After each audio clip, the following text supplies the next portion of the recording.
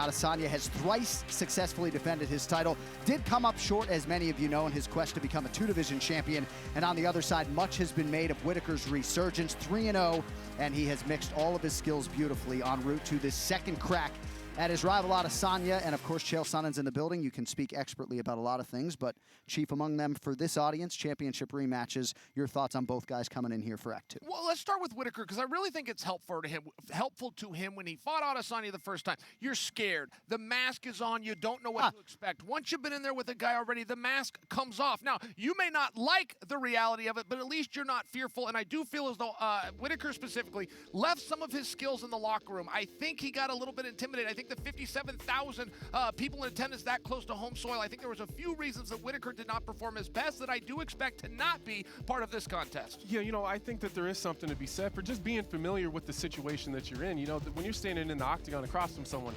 that you've never been in there with before, it just feels different. This is going to be an uncomfortable situation for Robert Whittaker. I want to start with you as far as Whittaker technically, because he is preaching patience a little bit this week. We certainly have seen him lean on the wrestling in his last 3 fights. 22 takedowns secured in his last 3 fights. Do you think those improvements are going to be enough to sort of bridge what seemed to be a pretty considerable gap? It was a considerable gap, and I think that the difference in Robert Whittaker now is he's blending his game together. Before, he was either striking, or he was wrestling, or he was grappling. Right now, he's blending them together really, really beautifully.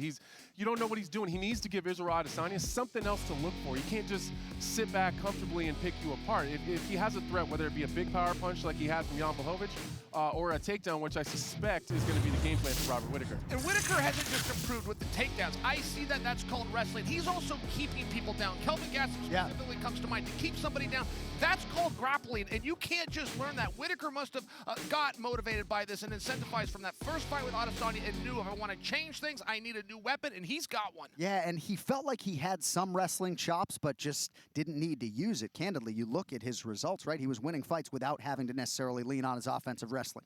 In terms of Adesanya's legacy, and it's kind of getting the cart before the horse a little bit, but this would be a 4th successful title defense, pretty heady stuff, and it would be 2 head-to-head wins over Robert Whittaker. What would a second win over Robert Whittaker do for Israel Adesanya, big picture in terms of his legacy? It's going to be very meaningful. When you're talking about legacy, you're always up against the great George St. Pierre, but one thing that St. Pierre did is he beat everybody twice, and I think we're starting to see Adesanya doing the same thing. We're getting some rematches in there. There's even talk that Brunson could be down the road. I'm getting ahead of myself, but the talk is that's already been done once, and he's going to do it twice, so I think it's very good to not only get your spot, but to really solidify it. But for me, look, you want to talk the greatest middleweight ever? I do believe we're looking at him right now. I think it's Izzy Adesanya. Wow.